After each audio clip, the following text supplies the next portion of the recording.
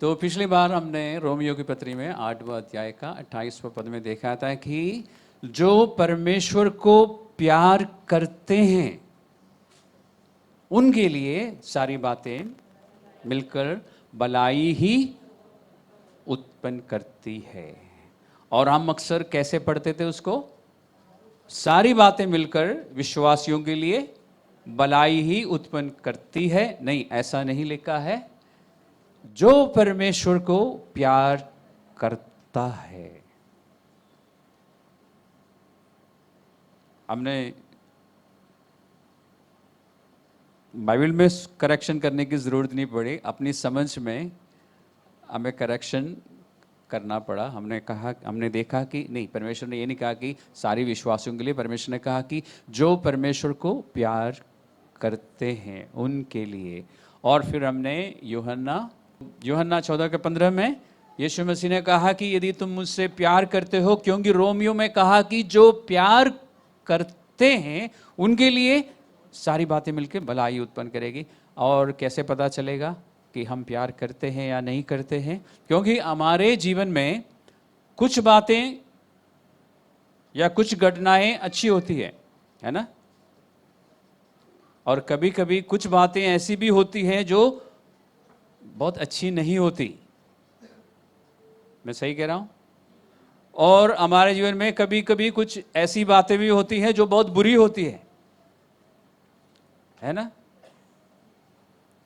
लेकिन परमेश्वर क्या कहता है कि ये सारी बातें मिलकर, जो अच्छी है, जो ज़्यादा अच्छी नहीं है और जो बहुत खराब है, ये सारे मिलकर परमेश्वर, यानी इन सारी बातों को जोड़कर परमेश्वर उसमें से कुछ अच्छा उत्पन्न कर सकता है आपके लिए और मेरे लिए। तो आपके जीवन में जब बुरी बातें होती हैं, आपको ज़्यादा फड़फड़ाने की ज़रूरत नहीं है। क्यों? अगर आप परमेश्वर को प्यार करते हैं तो ज़्यादा परेशान होने की ज़रूरत नहीं। क्यों? परमेश्वर उसी घटना को या उसी बात को आपकी भलाई के लिए ही उत्पन्न करेगा या भलाई के लिए ही इस्तेमाल करेगा। लेकिन आपको क्या ध्यान रखना है कि मैं परमेश्वर को प्यार करता रहूं तो क्या होगा? सब कुछ मेरे लिए अच्छा होगा। और प्यार करने का, जब हमें एक गलतफहमी होती है कि हम परमेश्वर को बहुत प्यार करते हैं, कभी कभी हमें ऐसा लगता है ना कि हम बहुत प्यार करते हैं परमेश्वर को, तो हमें क्या देखना चाहिए? जैसे हम अपने टेम्परेचर देखते हैं ना, बीच जब हमें लगता है कि हम बीमार हैं तो फटाफट हम टेम्परेचर चेक करते हैं। इसी तरह हमें अपनी स्पिरिचुअल टेम्परेचर चेक करना चाहिए। कैसे? जब आपको लगता है ना कि आप परमेश्वर को आज बहुत प्यार कर रहे हैं, तो देखना चाहिए कि क्या मैं आज्ञाओं को मानता हूं।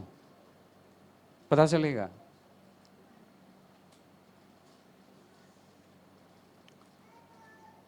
तो आज हम कौन सी आज्ञा के विषय में बात करें, आप बताइए।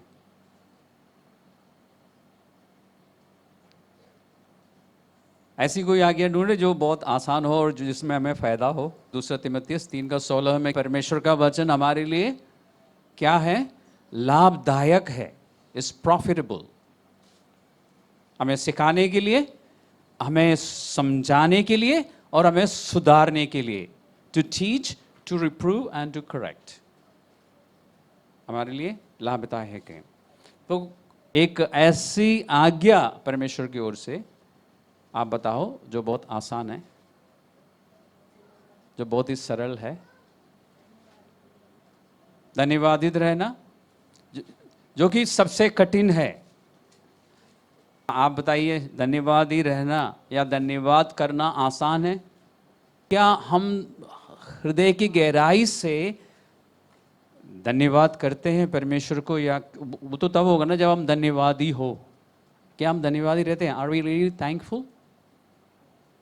मुश्किल है कहना, है ना। हमने कभी जांच नहीं की, खुद की जांच नहीं की।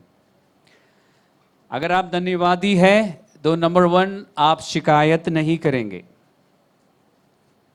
आपके मुंह से शिकायत निकलती है आपके अपने लोगों के प्रति, अपने बच्चों के प्रति, अपने माँ बाप के प्रति, अपनी बीवी के प्रति या पति के प्रति, या जो बीच बीच में आप शिकायत करते रहते हैं, तो आप धन्यवादी नहीं हैं।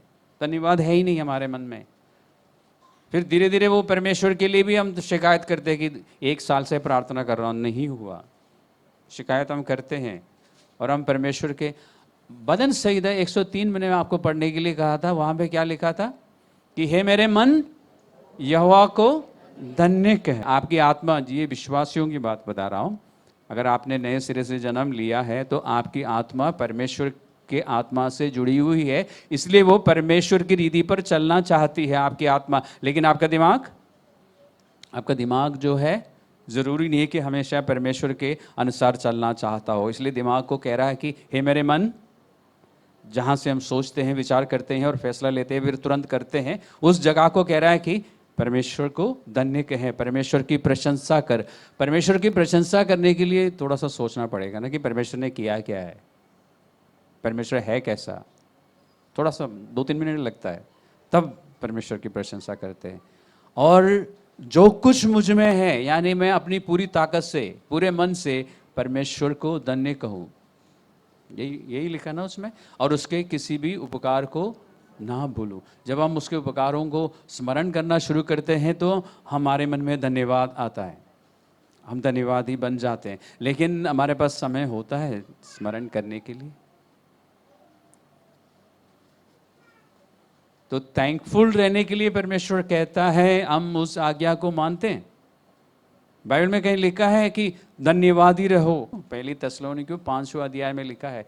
और ये कह के लिखा है कि ये परमेश्वर की इच्छा है तुम्हारे लिए।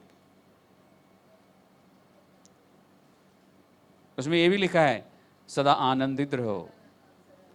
ओके, आप आनंदित रहते तो हम परमेश्वर की आज्ञा मान रहे हैं और सारी बातें मिलकर आपके लिए भलाई ही उत्पन्न करेगी। एक सरल आज्ञा जो बहुत ही आसान है, मैं आपको बताता हूं,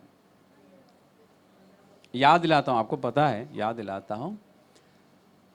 बाइबल में एक जगह पे परमेश्वर कहता है कि किसी भी बात की चिंता मत करो। फिलिपियों 4:6 में लिखा है कि किसी भी बात की चिंता ना कर, परंतु हर बात प्रार्थना और निवेदन और धन्यवाद के साथ परमेश्वर के सम्मुख उपस्थित किया जाए। ओके, ये परमेश्वर की आज्ञा है, ये परमेश्वर की आज्ञा है। किसी भी बात के लिए हम चिंता ना करें, लेकिन हर एक बात में तुम्हारे निवेदन, प्रार्थना और विनती के द्वारा धन्यवाद के साथ परमेश्वर के सम्मुख उपस्थित किए जाएं। ये परमेश्वर की आज्ञा है। क्या हम ऐसा कर पाते हैं या फिर हम चिंता करते हैं? ऐसा कोई है यहाँ पे जिसने कभी चिंता नहीं किए हो? ऐसा कोई भी नहीं है। लेकिन ऐसा कोई है जो हमेशा चिंता करते रहते हैं? बहुत सारे हैं। और हमें ये वचन मालूम है और हमें ये भी मालूम है कि ये परमेश्वर की आज्ञा है। चिंता हम कैसे करते हैं? हम बार बार उसी बात को लेके सोचते हैं, और जितनी बार हम सोचते हैं उतनी बार वो समस्या जो हमारे जीवन में है हमें बड़ी दिखती है। हमारी नींद खराब हो जाती है, रात को सो नहीं पाते, ऐसा है ना? और फिर बीपी बढ़ जाता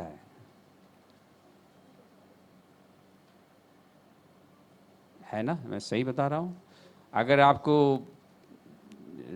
अगर शुगर की बीमारी है तो शुगर भी बढ़ जाती है।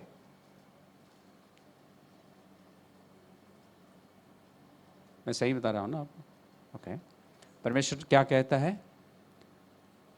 किसी भी बात की चिंता मत करो। अगर इतना कह के छोड़ दिया होता तो थोड़ी सी गुंजाइश मिलती है ना। अगर परमेश्वर ने सिर्फ इतना कहा होता कि किसी भी बात की चिंता ना करो, तो फिर परमेश्वर हम क्या करेंगे? तो परमेश्वर ने बताया ना कि हर बात में, हर समस्या में, हर मुसीबत में, हर परेशानी में, हर रोग में जो भी आपके चिंता का विषय है उसमें आपको क्या करना है? परमेश्वर के पास जाना है, परमेश्वर के हाथ में देना है। या थोड़ा सा और पायस हो जाते हैं, परमेश्वर के चरणों में डालना है। ठीक है, हाथ में पकड़ाओ, चरणों में रखो, परमेश्वर कहता है कि मेरे पास ले आओ। कहता है तुम्हारी प्रार्थना, प्रार्थना में सब कुछ है, और तुम्हारा निवेदन, जो स्पेशल रिक्वेस्ट, जो खास बातें आप परमेश्वर को बताना चाहते हैं ना, वो भी परमेश्वर कहता है मेरे पास ले आओ और मेरे पास छोड़ दो। हम क्या करते हैं? हम ले जाते हैं, हम ले जाते हैं ना, प्रार्थना के समय हम ले जाते हैं, बोलते हैं, और ये कह के भी हम प्रार्थना करते हैं कि परमेश्वर तूने कहा है कि किसी भी बात की चिंता ना करो। पतरस की पत्री में, पहला पतरस 5:7 में लिखा है, किसी भी बात की चिंता ना करो क्योंकि मुझे तुम्हारी परवाह है, ध्यान है, इसलिए मैं सारी बातें तेरे पास लेके आ रहा हूँ या आ रही हूँ। ये सब कुछ बहुत खूबसूरती से हम परमेश्वर के सामने रखते हैं। अब परमेश्वर, हम सोचते हैं कि बहुत इम्प्रेस हो जाएंगे, और हम ये भी कहते हैं याद रहा तो कि, और प्रभु तूने कहा है कि हमारे सारी बात में हम हमारी प्रार्थना, निवेदन, धन्यवाद के साथ पेश करें, इसलिए हम तेरा धन्यवाद करते हैं कि तूने इन सारी बातों को संभाल लिया, अब मुझे चिंता करने की ज़रूरत नहीं। आमीन कहने के बाद फिर हम चिंता करना शुरू करते हैं। रियलिटी ये है ना, मैं सही कह रहा हूँ ना? फिर हम बैठे बैठे जहाँ हमें 2 मिनट का समय मिला, हम बैठ के सोचते हैं कि अब क्या होगा, अगर ऐसा नहीं हुआ तो फिर क्या होगा, फिर ये भी हो जाएगा। फिर हम यहाँ से पता नहीं कहाँ कहाँ पहुँच जाते हैं। 1 सेकंड के अंदर लंदन पहुँच जाते हैं या अमेरिका पहुँच, जहाँ पे भी हमारी समस्या है हम पहुँच जाते हैं, वापस आते हैं, फिर जाते हैं, और फिर परेशान रहते हैं। तो हम परमेश्वर को प्यार कर रहे हैं क्या? सोचिए, विचार कीजिए, हम परमेश्वर को प्यार कर रहे हैं ऐसा करके? क्योंकि चिंता करके आप परमेश्वर को ये कह रहे हैं कि परमेश्वर मुझे तुझ पर भरोसा नहीं है। मुंह से नहीं बोल रहे हम, लेकिन हमारे व्यवहार के द्वारा, एक्शंस के द्वारा हम परमेश्वर को ये कह रहे हैं कि परमेश्वर, I don't really trust you, मैं तुझ पर भरोसा नहीं कर रहा हूं, मुझे नहीं पता तू ये करेगा या नहीं करेगा मेरे लिए, इसलिए मैं बैठ के सोचता हूं मैं कुछ करूंगा। तो चिंता करना जो है, परमेश्वर पर भरोसा ना करना है, परमेश्वर का आदर नहीं करना है, और चिंता जो है घमंड है, क्योंकि हम सोचते हैं कि हम कुछ कर सकते हैं, हम कुछ कर सकते हैं, मैं क्या कर सकता हूं, किसको पकड़ूं। सबसे बड़ा अप्रोच आपके पास है, अगर हम परमेश्वर को प्यार करते हैं, उसकी आज्ञाओं को मानेंगे, हम परमेश्वर के पास ले जाएंगे, और उसके बाद साधारण भाषा में हम आत्मा में मस्त रहेंगे, मगन रहेंगे। क्यों? हमें मालूम है कि अब मेरा परमेश्वर कुछ ना कुछ उपाय निकालेगा। लेकिन हम इंतज़ार नहीं करते, हमारे पास क्या नहीं है? पेशेंस नहीं है, धीरज नहीं है। क्योंकि पहले हम जेट एज में थे, अब हम कौन से एज में आ गए? पहले जेट एज में थे हम 20th सेंचुरी में, 21st सेंचुरी में शायद हम डिजिटल एज में है, वन टच। इस बात को ध्यान में रखना कि अगर आप परमेश्वर की आज्ञाओं को नहीं मान रहे हैं, विशेष करके वे आज्ञा हैं जो आपको मालूम है, अभी उन आज्ञाओं के विषय में हम बात नहीं कर रहे हैं जिसके बारे में हमें पता नहीं है, बाइबल में है लेकिन हमने कभी पढ़ा नहीं है या हमें याद नहीं है, लेकिन कुछ आज्ञाएं आपको याद है। अगर आप मान नहीं रहे हैं तो आप परमेश्वर को कैसे, क्या बोलते हैं, रत्ती भर भी प्यार नहीं करते हैं, आप गलत फहमी में हैं। इसमें मैं भी हूं, ठीक है, सिर्फ आपके लिए नहीं बोल रहा, हम में से कोई भी। We are just being deceived, हम धोखे में हैं, हम परमेश्वर को प्यार नहीं कर रहे हैं, परमेश्वर का आदर नहीं कर रहे हैं, हम परमेश्वर का निरादर कर रहे हैं, और हम परमेश्वर पर भरोसा नहीं रखते हैं ऐसे समय में। लेकिन परमेश्वर का प्यार देखिए, वो कहता है कि सब बातों को मेरे पास ले आओ, अपनी प्रार्थना में अपना निवेदन मेरे पास रखो, और उसके बाद क्या होगा? आपके बाइबल में खोल के देखिए क्या होगा। तब परमेश्वर की शांति जो आपको विरासत में मिली है। आपको बार बार परमेश्वर से शांति मांगने की जरूरत है क्या? जरूरत है, क्योंकि परमेश्वर ने आपको शांति दी है। अभी हम गा भी रहे थे ना, यीशु ने मुझे शांति दी है। तो कहीं आपने बाइबल में ऐसा पढ़ा है कि और यीशु मसीह ने वो शांति वापस ले ली? यीशु ने आपको नया जीवन दिया है, और बाइबल में ऐसा लिखा है कि वो नया जीवन वो कभी कभी वापस ले सकता है। अगर आप बहुत ज़्यादा गुनाह करेंगे तो वो नया जीवन मैं वापस ले लूँगा, ऐसा कहीं लिखा है? नहीं लिखा है। तो अभी हम गा रहे थे ना कि यीशु ने मुझे नया जीवन दिया है, यीशु ने मुझे शांति दी है, यीशु ने मुझे चंगाई दी है, ये सब हमने गाया था। तो ये शांति हमेशा के लिए है। लेकिन हम क्या कहते हैं, या हम महसूस क्या करते हैं, हमारे मन में शांति नहीं है। हम कहते हैं ना, विश्वासियों की बात कर रहा हूं, विश्वास में आने के बाद की बात बोल रहा हूं मैं। हम कहते हैं ना कि मन में शांति नहीं है। क्यों नहीं है? शांति आपकी गई कहीं भी नहीं है, वो है आपके पास, लेकिन आप पहचान नहीं पा रहे हैं। अगर आप अपनी सारी बातों को परमेश्वर के पास ले जाएंगे और छोड़ेंगे, आपको याद होगा, आज मुझे कोई याद दिला रहा था, पैंडेमिक के समय में एक संडे को मैंने पतरस के उस पत्री में जो आ गया है उसके आधार पर मैंने आपको कुछ बताया था। अगर आपके पास कोई ऐसा व्यक्ति है, आपके जानकार, जिनके पास आप कभी भी कोई भी समस्या लेके जा सकते हैं, और उनका दरवाज़ा आपके लिए हमेशा खुला है, आप कभी भी जा सकते हैं। वो नहीं पूछेगा रात को 12 बजे क्यों आया। और उनके पास बैठ के आप अपनी सारी बातें बता सकते हैं, आपकी सारी प्रॉब्लम्स।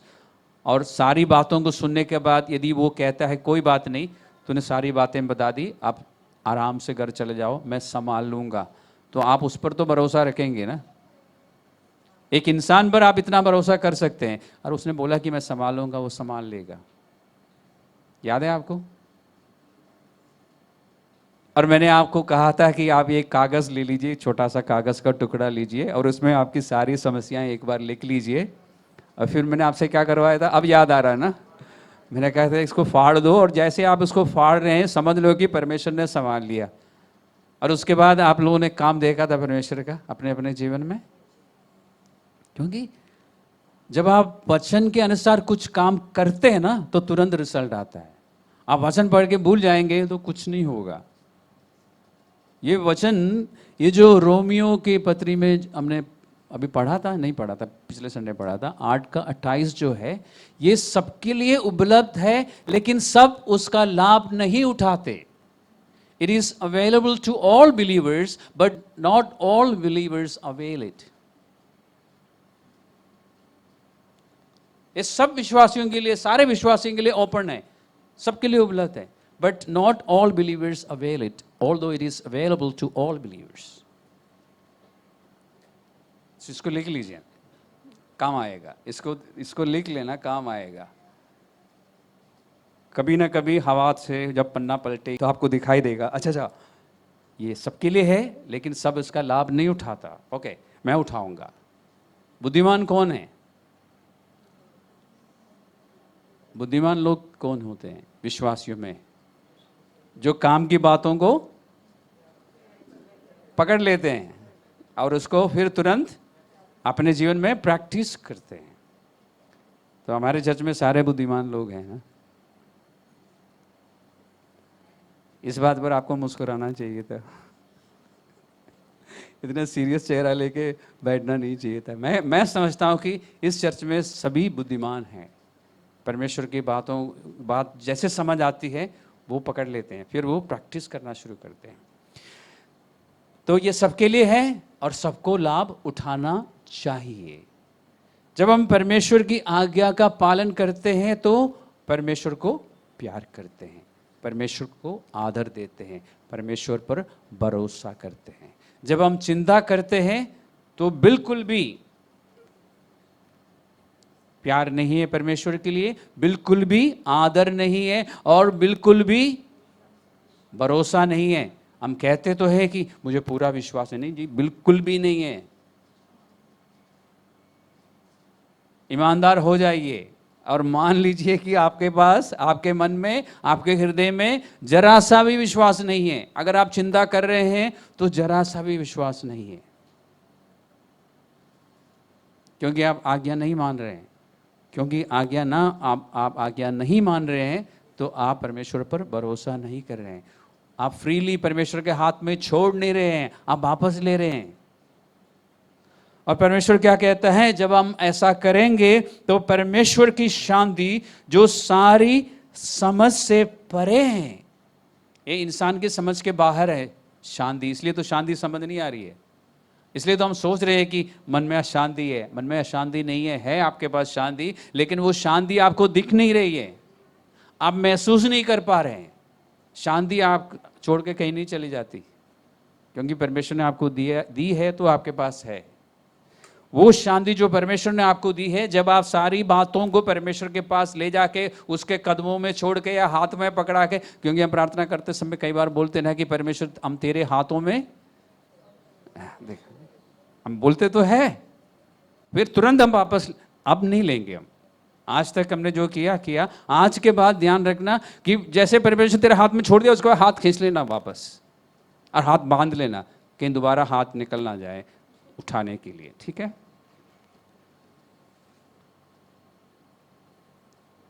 गेम खेलते समय हम बहुत स्मार्ट होते हैं, है ना।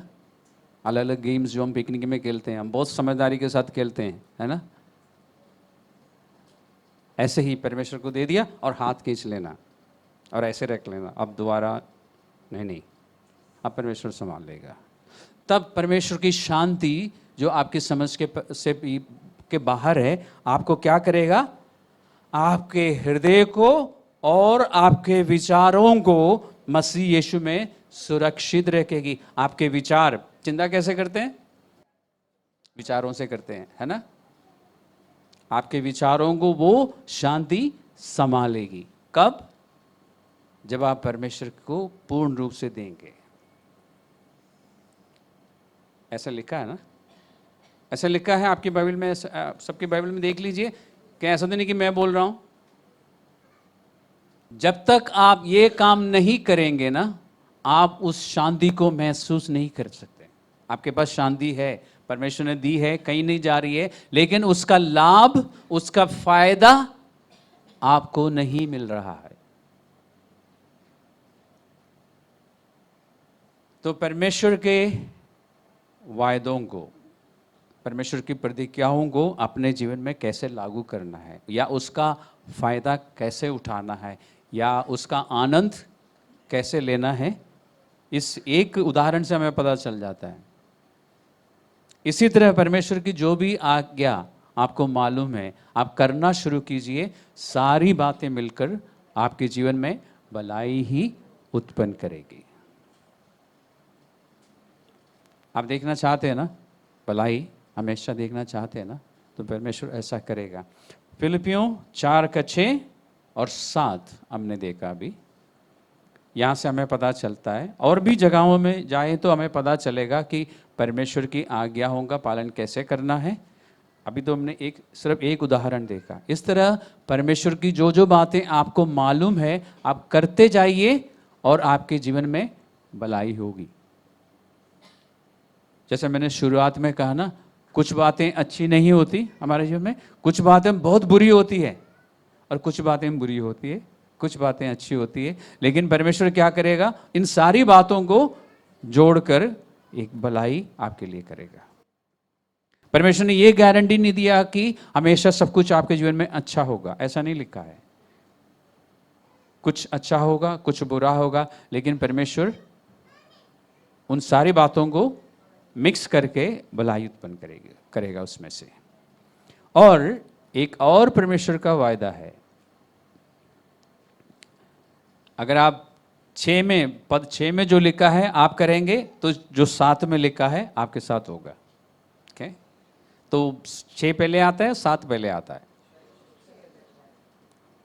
तो आपको 6 करना होगा ना, आपको पहल करना होगा, तब परमेश्वर अपना ये वायदा पूरा करेगा। और 8वें पद में आपका काम और भी आसान करने के लिए आपको बताया ये करना कैसे है। चिंता परमेश्वर के हाथ में छोड़ दिया और शांति आपको संभालती रहेगी। और तब आप क्या करेंगे, इसलिए जब चिंताजनक घटनाएं अपने जीवन में घटती है, जब चिंता की बातें आपके जीवन में होती है, तो परमेश्वर आपको एक और आदेश देता है। इसलिए हे भाइयों और बहनों, हिंदी बाइबल में सिर्फ भाई लिखा है, क्योंकि यूनानी में ये जो शब्द है इसका जिसमें से भाई बहन दोनों निकलता है, तो एक ही शब्द है यूनानी में। तो हे भाइयों और बहनों, जो बातें सत्य हैं, जो बातें आदरणीय है, जो बातें उचित है, और जो बातें पवित्र है, और जो बातें सुहावनी है, और जो बातें मन भावनी है, अर्थात जो भी सद्गुण और प्रशंसा की बातें हैं, उन पर क्या मतलब, क्या मतलब, क्या ध्यान लगाने का मतलब क्या है? सोचो, विचार करो। तो किस तरह की बातें सोचने के लिए परमेश्वर आपको कह रहा है? जो बातें सत्य है। परमेश्वर सत्य है, उसका वचन सत्य है, तो आपको क्या सोचना है? वचन सोचना है। और जो बातें आदरणीय है, वचन की बातें आदरणीय है, सोचो। जो बातें उचित है, दो थिंग्स दैट आर राइट, जो सही है, उचित है, वो कहां में मिलेगी आपको? वचन में मिलेगी, वो सोचो। और जो बातें पवित्र है, अब अगर इस समय आप ईमानदारी से अपने जो बोलते हैं ना गिरेवान में झांक के देखेंगे, तो आपको पता चलेगा क्या आप रोज पवित्र बातें सोचते हैं, रोज अच्छी बातें सोचते हैं, अपने लिए और दूसरों के लिए भी? परमेश्वर क्या कह रहा है? अच्छी बातें सोचो, आदरणीय बातें सोचो, अपने लिए भी और दूसरों के लिए भी, वचन के अनुसार सोचो। जब बहुत गुस्सा आता है ना किसी पर, तो वचन के अनुसार सोचो उसके बारे में, गुस्सा अपने आप ठीक हो जाएगा।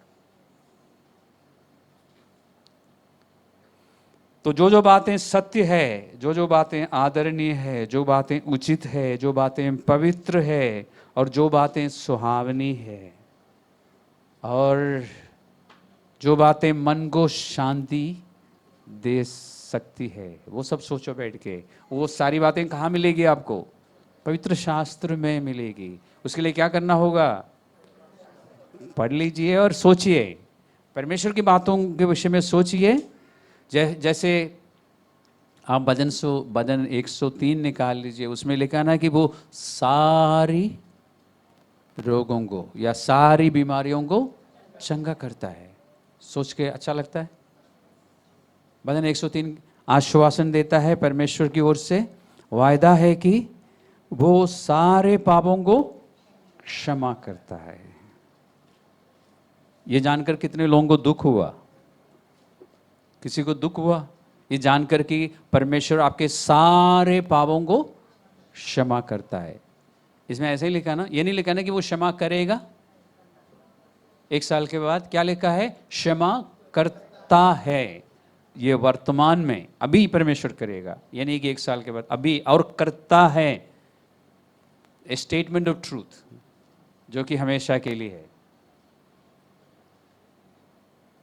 तो परमेश्वर सारे पापों को क्षमा करता है। और आपको मालूम है आपने कितने पाप किए हैं आज? कुछ तो याद होगा, कल कितने किए हैं, क्या क्या किया है, कुछ तो याद आता होगा। लेकिन परमेश्वर क्या आश्वासन देता है कि मैं सारे पापों को क्षमा करता हूं। ऐसा कोई भी पाप नहीं है जिसके लिए मैं कहूंगा कि नहीं, मैं नहीं कर सकता, मैं क्षमा नहीं कर सकता। सारे पापों को क्षमा करता है। इसका मतलब आपके जीवन में कितने सारे पाप क्यों ना हो, आप जा सकते हैं उसके पास। सारे पापों का बोझ लेके आप उसके पास जा सकते हैं और उसके हाथ में छोड़ सकते हैं। एक एक पाप अंगीकार कीजिए, खत्म हो जाएगा। आपने सीखा ना पापों का अंगीकार करना, क्लास में सीखा है आपने। लेकिन आपको सारे पाप याद नहीं आता, परमेश्वर कहता है कोई बात नहीं, मेरे पास आओ। वो सारे पापों को क्षमा करता, सारे रोगों को चंगा करता। 5वें पद में, वही तो तेरी लालसा को उत्तम पदार्थों से तृप्त करता है। जो जो चीजें आप चाहते हैं आपके पास हो, आपके जीवन में हो, वो दे देता है उसके पास जाने से। ये नहीं लिखा है कि तुरंत देता है, देगा वो।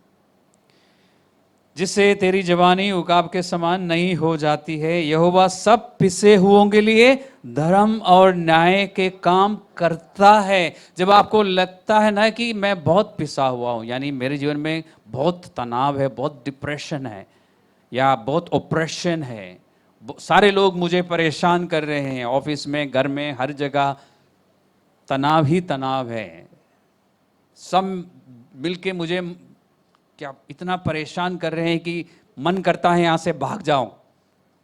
ऐसा भी कभी कभी होता ना जीवन में। मैं विश्वासियों से बात कर रहा हूं। तब परमेश्वर क्या कहता है कि परमेश्वर सारे पिसे हुए लोगों को धर्म और न्याय का काम करता है। वो आपको न्याय दिलाएगा। सुन के अच्छा लगता ना। 8वां पद, यहोवा दयालु और अनुग्रहकारी है। आपके पापों के बावजूद, आपके सारी गलतियों के बावजूद, सारी कमजोरियों के बावजूद वो आप पर करुणा दिखाएगा और अनुग्रह करेगा आप पर। वो सर्वदा वाद विवाद करता ना रहेगा। कभी कभी परमेश्वर पकड़ता है, ओके, ये ध्यान रखना। इसमें लिखा है कि सर्वदा वो वाद विवाद नहीं करता। इसका मतलब पवित्र शास्त्र में लिखा ना, जिसको वो प्यार करता है उसकी ताड़ना भी करता है वो। अगर आपने कभी नहीं पढ़ा तो मैं बता देता हूँ कहाँ पर है। इब्रानियों की पत्री, हिब्रूज चैप्टर 12 में है। तो इसलिए परमेश्वर कभी कभी पकड़ता है, कहाँ जा रहा है, इधर आ, कई दिनों से मुझसे दूर भाग रहा है, मेरी बातों को इधर आओ। फिर परमेश्वर समझाएगा।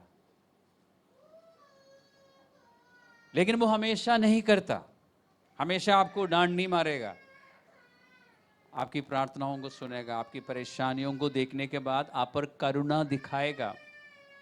103 एक बार पढ़िए, एक दो बार अच्छी तरह से पढ़िए और देखिए आपको क्या समझ आता है। और जो आपको समझ आता है उसके अनुसार अपने पुराने विचारों को बदल डालो।